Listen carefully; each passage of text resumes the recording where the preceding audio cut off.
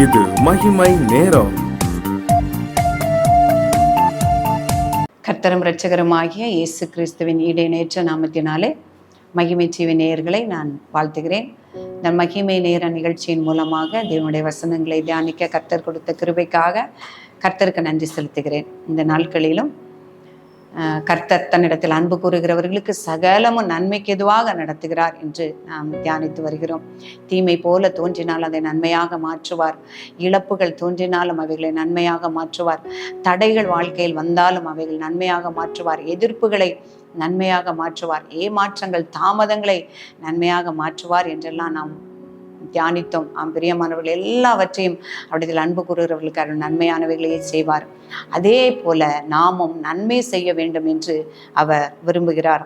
மத்தேயு 5:44 நான் உங்களுக்கு சொல்லுகிறேன், உங்கள் சத்துருக்களை சிநேகியுங்கள், உங்களை சபிக்கிறவர்களை ஆசீர்வதியுங்கள், உங்களை பகைக்கிறவர்களுக்கு நன்மை செய்யுங்கள், உங்களை நிந்திக்கிறவர்களுக்காகவும் உங்களை துன்பப்படுத்துகிறவர்களுக்காகவும் ஜெபம் பண்ணுங்கள். நான் இதில் தியானிக்கக்கூடிய வார்த்தை, உங்களை பகைக்கிறவர்களுக்கு நீங்கள் நன்மை செய்யுங்கள். கர்த்தர் நன்மையானதை செய்வார். கர்த்தர் சகலத்தை நன்மைக்கு எதுவாக நடத்துவார் என்று நாம் தியானித்தோம். ஆண்டவர் சொல்கிறார், உங்களை பகைக்கிறவர்களுக்கு நீங்கள் நன்மை செய்யுங்கள். இப்போ நன்மை செய்கிறது என்பது நாம் தியானிக்கும் பொழுது, நான் பிறருக்கு நன்மை செய்யும் பொழுது ஆண்டவர் சொல்லுகிறார், நீங்கள் நன்மை செய்கிறவர்களுக்கே நீங்க நன்மை செய்தா பாவிகளும் அப்படி செய்கிறார்களே அப்படின்னு சொல்றாங்க. அப்போ நன்மை செய்கிறவர்களுக்கு நன்மை செய்கிறது என்பது மனுஷர்களுடைய ஒரு சுபாவம். ஆனால் தீமை செய்கிறவர்களுக்கு, தம்மை பகைக்கிறவர்களுக்கு நன்மை செய்வது என்பதே தேவனுடைய சுபாவம். தேவன் அதையே விரும்புகிறார். அதையே நமக்கு செய்து காட்டினார். சிலுவையிலே அவருக்கு தீமை செய்தவர்கள், அவரை பகைத்தவர்கள், அவரை தூசித்தவர்கள், அவரை நிந்தித்தவர்கள், அவரை துன்பப்படுத்தினவர்களுக்காக அவர் தேவனிடத்திலே வேண்டுதல் செய்து அவர்களை மன்னித்தார் என்று நாம் பார்க்கிறோம். அவர்களை அழிந்து போகக்கூடாது என்று நன்மை செய்கிறது. அது தேவனுடைய சுவாபமா இருக்கிறது. அதைத்தான் தேவன் விரும்புகிறார். நீங்கள் நன்மை செய்யுங்கள். நன்மை செய்கிறவர்களுக்கே நீங்கள் நன்மை செய்தால் பாவிகளும் அப்படியே செய்கிறார்களே என்று சொல்லுகிறார். தீமைக்கு நீங்க நன்மை செய்ய நாம் படிக்க வேண்டும் என்று. தீமைக்கு தீமை செய்கிறதும் கர்த்தருக்கு பிரியமில்லாத காரியம். அதே போல நன்மை செய்கிறவர்களுக்கு தீமை செய்கிறது கர்த்தருக்கு விரோதமான, அது பிசாசினுடைய காரியமா இருக்கிறது. கர்த்தர் விரும்புகிற காரியம் தீமை செய்கிறவர்களுக்கு, பகைஞர்களுக்கு நீங்கள் நன்மை செய்யுங்கள் என்று சொல்லுகிறார். அவர் வாழ்ந்து காட்டினார். அதே போல தாவீதின் வாழ்க்கையில நான் பார்க்கும் பொழுது, அதுதான் தாவீதை கர்த்தர் என் இருதயத்திற்கு ஏற்ற மகனாய் இருக்கிறான் என்று நாம் பார்க்கிறோம். அவன் ஒரு ராஜாவாக இருந்த பொழுதும் கர்த்தரை அவன் நேசித்ததினால் கர்த்தரால் அபிஷேகம் பண்ணப்பட்ட அந்த சவுலை அழிக்காதபடிக்கு அநேகம் தரம் சவுல் தாவீதை பகைஞனாக எண்ணி அவனை அழிக்க வகை தேடின பொழுதும், அநேக முறை சவுலை அழிக்கும்படியான சந்தர்ப்பம் தாவீதுக்கு வந்த பொழுதும் அவனுக்கு தீமை செய்யாதபடி கர்த்தருக்கு பயந்து தன்னை பொறுத்து காணப்பட்டான் என்று நான் பார்க்கிறோம். அதான் 1 சாமுவேல் 24:17 சவுல் தாவீதை பார்த்து சொல்றாரு, நீ என்னை பார்க்கிலும் நீதிமான், நீ எனக்கு நன்மை செய்தாய், நானோ உனக்கு தீமை செய்தேன். அப்போ சவுல் தாவீதுக்கு தீமை செய்ய பொழுதும் தாவீது சவுலுக்கு நன்மையே செய்தான் என்று பார்க்கிறாங்க. இதுதான் கர்த்தர் நம்மிடத்தில் விரும்புகிறார். உன்னை பகைக்கிறவர்களுக்கு, உனக்கு தீமை செய்கிறவர்களுக்கு நீ நன்மை செய்ய வேண்டும் என்று விரும்புகிறார். சங்கீதக்காரன் தாவீது அவருடைய சங்கீதத்தில் எழுதும் பொழுது, தீமையை விட்டு விலகி நன்மை செய், சமாதானத்தை தேடி அதையே தொடர்ந்து கொள் என்று சொல்லுகிறார்.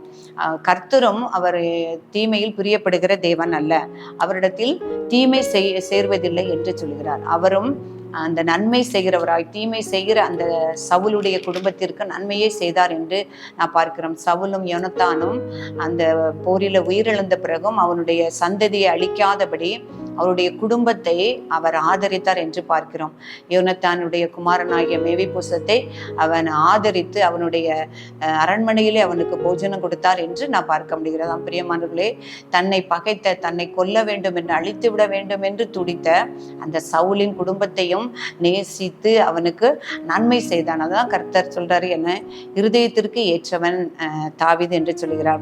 அவருடைய சாலமோனுடைய நீதிமொழிகளை நான் பார்க்கும் பொழுது, நன்மை செய்ய நாம் ஒருவருக்கு நன்மை செய்ய திராணி இருக்கும் பொழுது அதை செய்யத்தக்கவர்களுக்கு செய்யாமல் இராதே என்று சொல்லுகிறார். நன்மை செய்ய நம்ம எந்த இடத்துல ஒரு எந்த நன்மையும் நம்மால் செய்ய திராணி உள்ளவர்களுக்கு அதை செய்யத்தக்கவர்களுக்கு நம்ம செய்யாம இருக்கவே கூடாது என்று ஆண்டவர் சொல்கிறார். அதே போல நாம் நன்மைக்கு தீமை நம்ம செஞ்சோம்னா அவனுடைய வீட்டை விட்டு தீமை விலகாது என்று நீதிமொழிகள் புஸ்தகத்திலே நாம் வாசிக்க முடிகிறது. நான் முதலிலே பார்த்தது போல நன்மைக்கு நான் நன்மை செய்தால் அவருடைய மனுஷ சுவாபம், ஆனால் தீமை செய்கிறவர்களுக்கு நன்மை செய்கிறது தான் அவர் தேவனுடைய சுவாபம். நன்மை செய்கிறவர்களுக்கு நாம் தீமை செய்யும் பொழுது நமக்கு தீமை தான் வரும். தீமை ஒரு காலும் நம்மை விட்டு விலகாது என்று நாம் பார்க்கிறோம். அநேக தீர்க்கதரிசிகளின் மூலமாக கர்த்தர் நமக்கு நன்மை செய்ய வேண்டும் என்று அறிவுறுத்துகிறார். நன்மை செய்ய படிங்கள். ஏசாயா தீர்க்கதரிசியில சொல்லும்போது நன்மை செய்ய நீங்க படியுங்க, திக்கற்றவர்களுடைய வழக்கை விசாரியுங்க, விதவைகளுடைய வழக்கை நீங்க விசாரியுங்கள், ஏழைகளுக்கும் ஒடுக்கப்பட்டவர்களுக்கும் நீங்க உதவி செய்யுங்கள் சொல்றாரு. மீகா தீர்க்கதரிசி புஸ்தகத்துல நன்மை இன்னதென்று அவர் உங்களை அறிவித்திருக்கிறார்.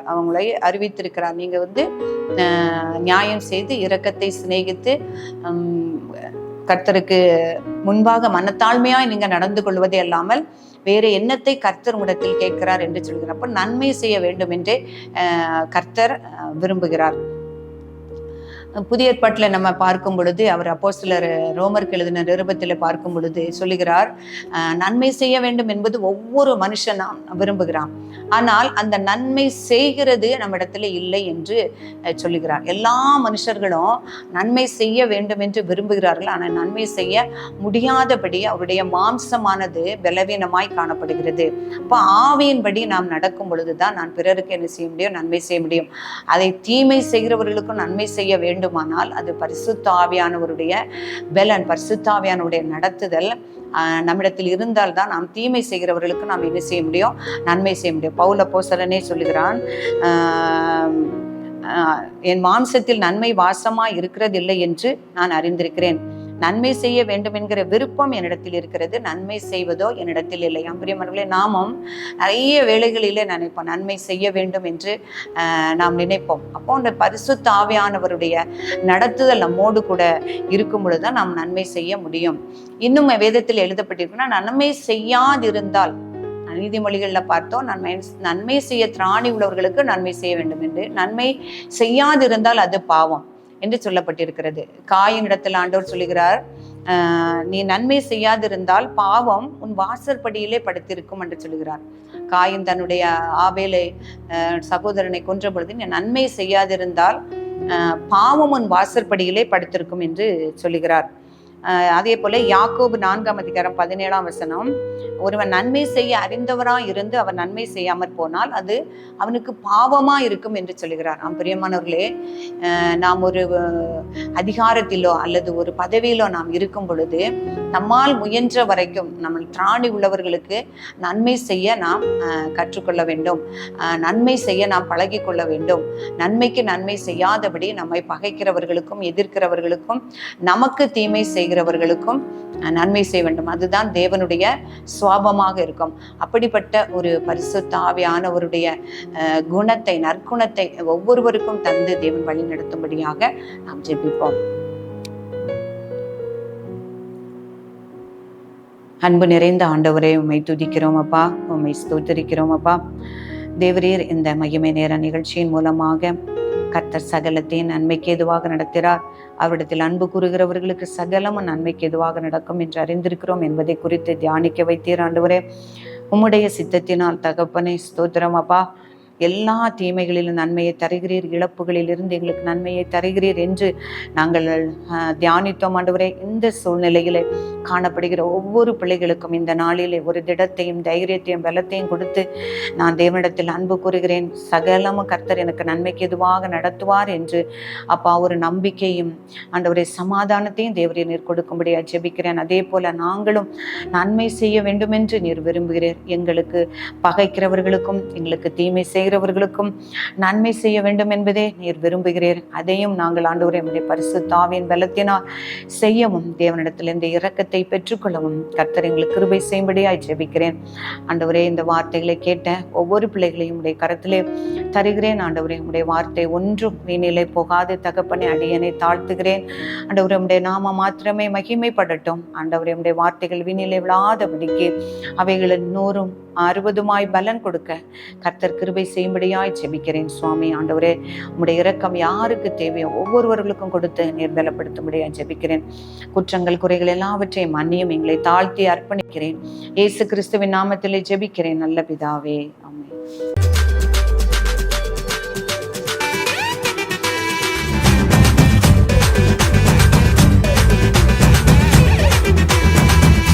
மகிமை மகிமை மகிமை